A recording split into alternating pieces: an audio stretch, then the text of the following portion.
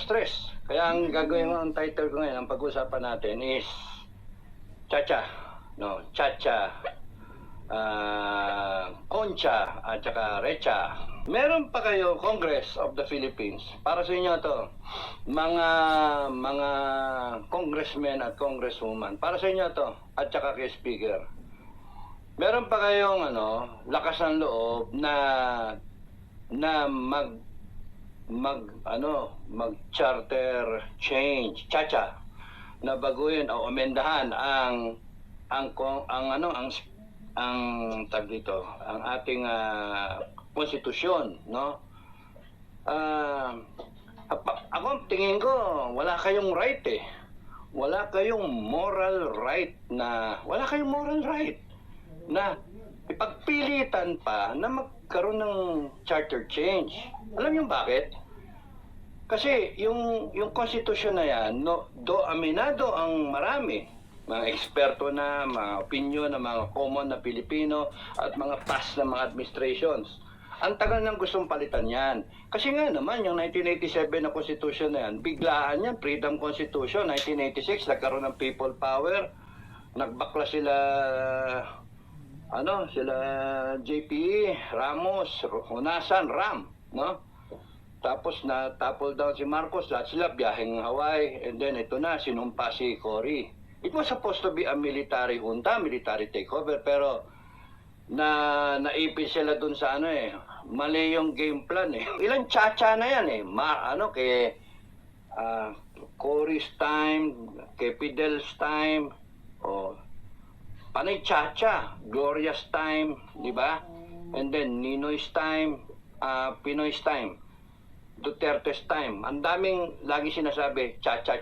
Ngayon, BBM's time, chacha. So, mukhang siseryosohin nila yung kasi yung amendment na sinasabi ni BBM, bumago na yung niya, sinasabi, economic provisions.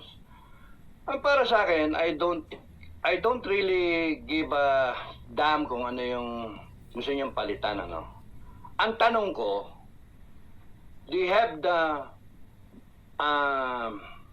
moral credibility, Congress, Senate, do you have the moral credibility?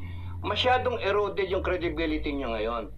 Para maglakas kayo ng loob na ang kakapal nga actually ang dating, sasabihin nyo, mag-amend kayo sa Constitution. When in fact, you have not addressed yung issue sa pera. How can you even think of or attempt na palitan o mag-amend sa Constitution, hindi kayo trustworthy. Suspetsa kayo lahat ng korupsyon eh. Because of that resolution number 10. Kaya mag-ingat kayo. Advice na naman. Pre-advice. Dami ko ng pre-advice sa inyo Advice na naman. Hindi pwede yung bira kayo ng bira. You have to be realistic, no? Kailangan in touch kayo sa publiko. Hindi pwedeng bara-bara. Hindi pwedeng haragan na tambalos-los approach o kaya tambalolong approach, no? Yung charter change, kino-question nga yung inyong kredibilidad. How will the people now react na baguhin yung konstitusyon? You are all suspects. Pinagsususpetsahan kayo na hindi kayo paniwala. Yung sinasabi nyo, nagsisinungaling kayo. Kasi nga yung pera, hindi kayo mapagkatiwalaan. Tama, di ba? Hindi kayo mapagkatiwalaan. When all the other agencies, ang requirement, magbigay ng resibo. And then you exempt yourselves because of that Resolution 10, and now it is being questioned. Ang daming tanong, hindi pa sinasagot. Yung nagtanong, pinakulong nyo Pinakulong nyo, Eric, tsaka si Badoy, pinakulong nyo. Bakit hindi nyo sagutin? Sinagot ninyo yung, ang ginastos ng Congress, 39. 39 lang, 30 isang 35 something, tsaka isang 4 something, yung sa speaker, tsaka sa Congress, total 39 point something. Ang budget nyo, 2 billion point 66. Bakit kayo nag-budget ng ganong kalaki? Well, in fact, lahat ng agencies tinitignan ninyo, pakinig lahat ng agencies tinitignan ninyo, at iniisa-isa nyo line by line budgeting para i-justify yung mga project. Sa makatuwid, para kayo magkaroon ng ganong budget na 2.66 billion for this year alone, tapos ang gagastusin nyo lang 39 billion, panay mga suspetsa kayo sa criminal na attempted na pagnanakaw sa gobyerno.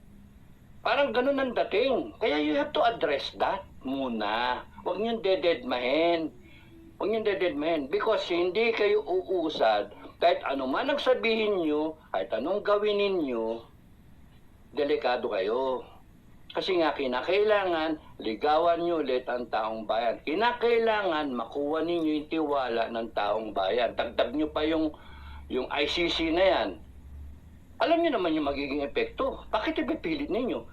Dagdag niyo pa yung collusion with sleeping with the enemy. Alam niyo namang panalo ni NTF-ELCAC. Hello, saan kayong planeta nakatira? Di ba, planet Earth, Philippines, di ba, ilang taong binabalita yung nangyayari sa NTF-ELCAC na gaining ground, ilan na lang ang armed rebels, tapos babanatan nyo ng suporta sa ceasefire. Kalaban yung armed forces dyan, nananahimik ang armed forces, pero pagka na parang buntot ng aso, tadyakan nyo yan, kakagating kayo kahit kilala kayo. Kahit pinapakain nyo, okay, kakagating kayo. Ano yun? Sure yun, sureness. Sige, wag niyong pansinin, wag niyong i-address yung mga issues. Kawawa kayo. Wala kayong right, sa tingin ko, wala kayong karapatan galawin ang konstitusyon natin. Kahit ako gusto kong baguhin yan Gusto kong magkaroon ng amendments. Nasabi ni BBM, President BBM, economic provisions. Okay, mukhang magandang pakinggan to get investments. Pero who will amend the Constitution? Di ba Senate and Congress? Ganong mode? Hindi pwede.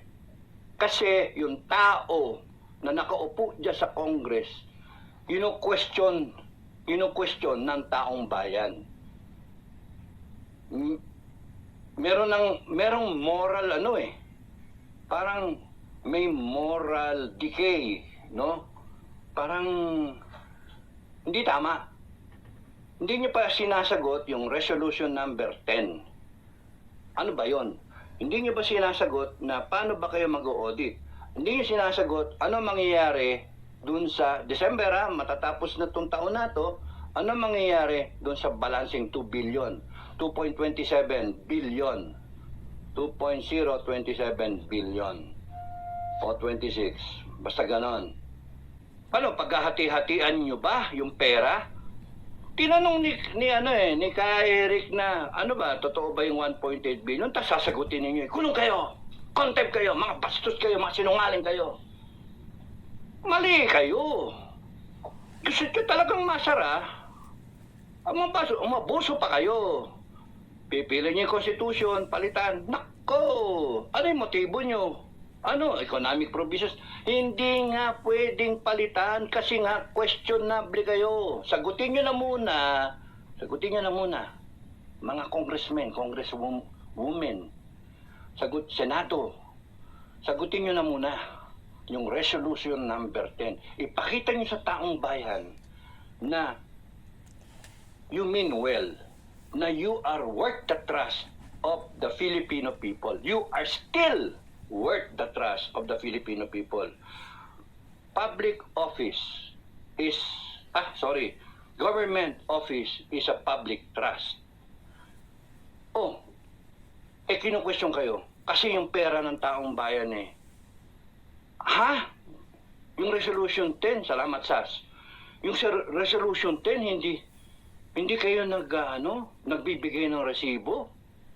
O ina-attach niya resibo? Yun ang may nang magsasabi sa inyo. Ina-attach naman namin resibo. May certification, ina-attach namin resibo. O talaga, ipakita nyo. Buksan niyo yung libro para makita ng taong bayan. Di ba?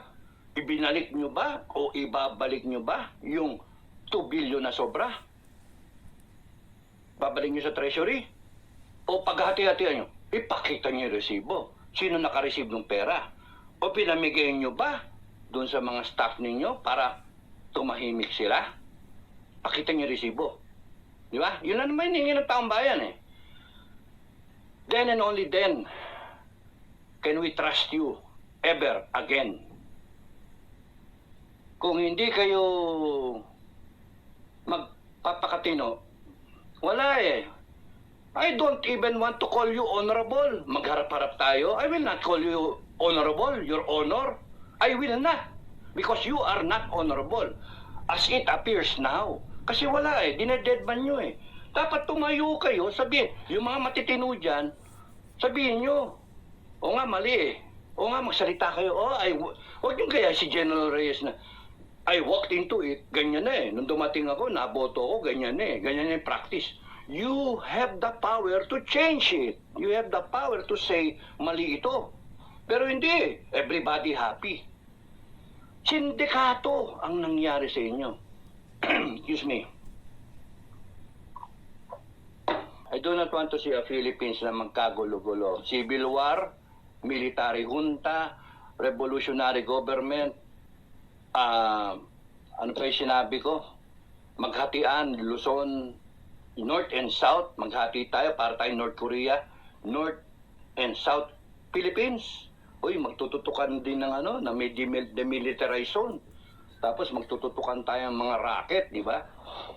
Pupunta ako, lilipat ako dun sa sa Mindanao. Ayoko dito sa pagka hindi kayo nagbago at pinilit nyo, dinedme nyo yung tao, magre-revolusyon yung tao, magagalit yung tao. Hindi ako nag-i-instigate. Hindi ako nag-i-instigate. Mangyayari yon kung abusado kayo. Kayo, sabog na sabog kayo, hayok na hayok kayo, lasing na lasing kayo sa power, at believe na believe kayo sa sarili ninyo, at hindi kayo nagpa-function the way the people of the Philippines expect you to function, wala. Downfall ninyo. At magkakaroon talaga ng revolutionary government. Pikang-pika yung tao. Gusto nyo ng charter change. Magkakaroon ng, ipilit niya yan, magkakaroon ng yung pangatlo, regime change. Regcha. Magkakaroon ng recha. Diretsa kayo sa, hindi kayo makakatapos. Sa totoo lang, ganun ang tingin ko eh. Ay, malay mo. Pakialam nyo, yun ang tingin ko eh. Nag-a-advise nga ako sa inyo eh. Pasalamatan nyo pa nga ako eh, Congress. Pasalamatan nyo ako kasi nag-a-advise ako ng what may happen and will happen if you continue to insist na isnabin nyo yung mga tao at hindi nyo patayin. Hey, Hachi, quiet. Sorry. At hindi nyo patayin yung resolution number 10. Yun ang delikado. So, wala kayong karapatan baguhin yung konstitusyon ngayon. Hayaan nyo na lang, kung ipipilit nyo yan, sige, taong bayan ang magbabago, hindi kayo. Ang suggestion ko na lang, dun sa yung mga walang ginagawa ngayon at naghihintay ng umabuso tong mga to, at magtuloy-tuloy sila, ganyan pa rin sila, tapos nun yung puwersahin pa rin, pinupuwersang ganyan, hanggang sa magkukwel kayo, and then, pumitik na, magkaroon ng regime change, pinilit eh. Pipilitin yung mahinog si Sara, o sino man, o kaya pipilitin yung si President Duterte, ex-President Duterte ang tumayo, o kaya pipilitin yung parang no choice yung tao, tatakbo siya sa 2025, good luck sa inyo lahat. You are the ones creating your enemies. You are the ones creating your downfall. Di ba? Ako, nasasayangan ako kasi sinimulan naman yan, unity team. Uniteam. Bakit naman ang pwede ba yon? Sabi ko. Ano magagawa ng COA? Resolution yon. Authorized ba yon? Pero ang punto, hindi naman batas yung Resolution 10. It is a way of going around. Ay, pucha. Bastos ninyo Mali yung ginagawa ninyo talaga. Kundi pa kayo na... Ang masama yan, na-discover kayo, tapos nun, dinededman nyo. I'm telling you nagagalit na talaga ang taong bayan. Hindi na pwede yung ganyan kayo. That's why, bago nyo isipin yung charter change na yan, ayusin nyo na muna yung gusot ninyo sa pera. No? Ayusin nyo na muna. Win back the people's trust. If pwede pa. Para yung nosedive ninyong ganyan, bumabagsak na kayo aeroplano, mano-nosedive kayo, ma-recover nyo pa. No? Ma-level up nyo pa yung flight ninyo. Kung hindi, tuloy-tuloy kayo. Disaster. Disaster ang mangyari sa inyo. Ay, lang ako. Pipiloso-pontasyo lang ako. Whether you take it or leave it, bahala kayo. Posisyon nyo yan. Buhay nyo yan. Kasi you will not escape the people's wrath. W-R-A-T-H. Wrath. Huhulihin nila ng daga dyan sa Congress. Yun ang mahirap doon. Pagka umabot tayo sa punto na na-involve yung ating mga uniform personnel, retired man o active, delikado talaga kayo. And it will be another... Ay, nako. Tapos pagka kayo, magmamatigas kayo, gusto niyo pa na mag-civil war tayo? Sige, bahala kayo. Gusto niyo gano'n ang Pilipinas? Pwede naman kayong magpakumbaba. Pwede naman kayong ilagay niyo sa tama because you are the one sitting now. Pwede niyong ayusin. Kaya nga kayo binoto ng tao, ang tao are hoping that you will do the right thing. Diba? So, pag niyo pagpilitan yang pag-aamyenda ng konstitusyon na sinasabi ninyo na ang papalitan lang, aayusin lang is economic provisions. Hindi masusunod yung economic provisions lang yan. Isasama nyo na lahat. Pagka napika ang tao, mismo ang tao ang magpapalit sa buong konstitusyon. Question, pwede ba yon?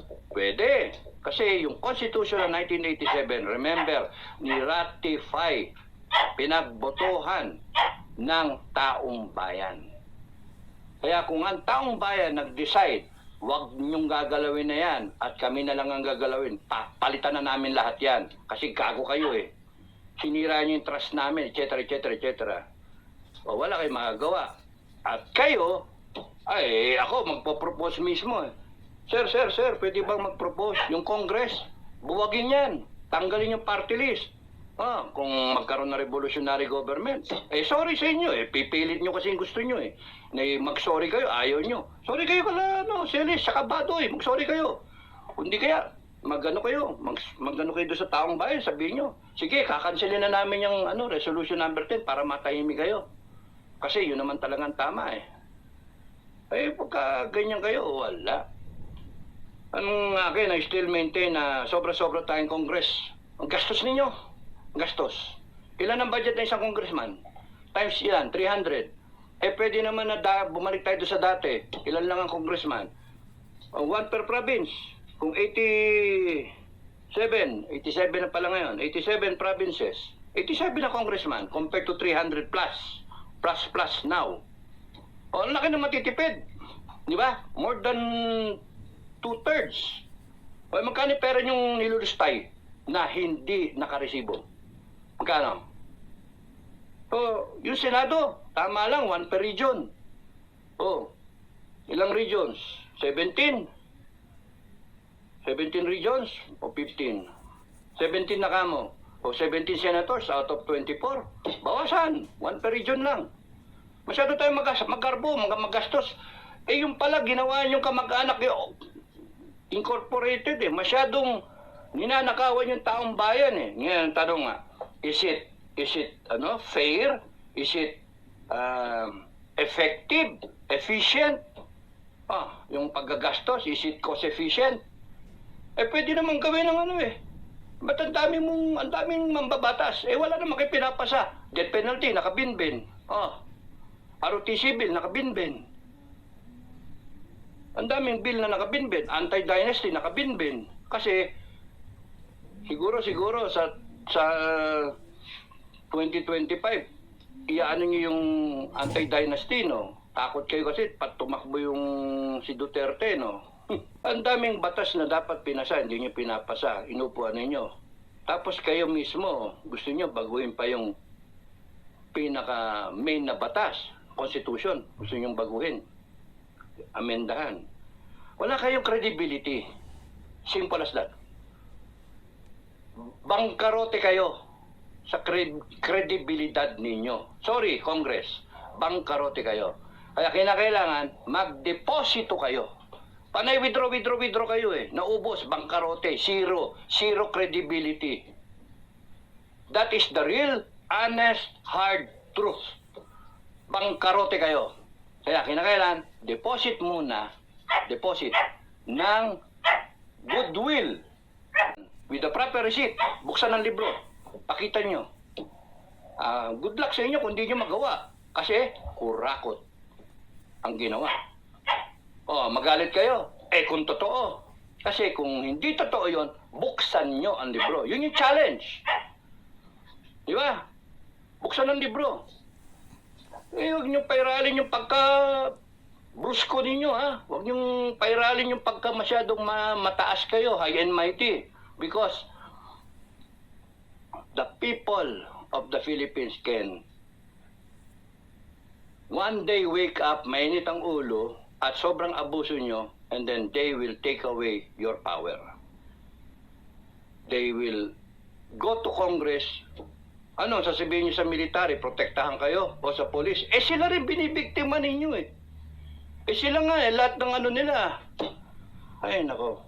Galit sa inyo yan. Kasi, pistoks eh. Di ba? You have created this situation now na medyo delikado ang Pilipinas. You have created that. You have created the divide. You have created yung unity magkaroon ng lamat eh. Ay, huwag nyo ipilit. Kung meron ka mga ambisyon, speaker, huwag na muna. Kitang-kita naman. Tapos, papalitan yung i-amendahan yung Constitution para economic provisions kuno, pero merong tatamaan na provision that will allow you to become Prime Minister. For what? Wala eh. Ang taong bayan, panay question, panay galit, panay Kaya, deposit muna kayo ng goodwill sa tao. Perform muna kayo ng maayos na hindi related sa mga kanya-kanya ninyong personal na gain or sa personal ninyong ambisyon. Tigil nyo na muna ang pagtirada sa mga Duterte at sa SMNI at sa mga alyado ng Duterte. Ako hindi ko binoto si Duterte, pero nakikita ko may mali kayong ginagawa. Kaya I'm calling you out. Mali ang ginagawa nyo. Well, we can settle this in a peaceful manner. All you have to do, Congress, is to shape up, tanggapin yung pagkakamali ninyo, there has been infractions, aminin ninyo, be humble enough, and then move forward. Gain the people's trust. As of now, bangkarote kayo. Sinasabi ko na, bangkarote kayo. Nadadama yung ibang matitino sa Congress. Tsaka sa Senate, bangkarote. So you better do something about it. Huwag niyo isipin yung charter change na yan because hindi yan magpo-prosper. You will have a revolution in your hands. Okay? I am warning you.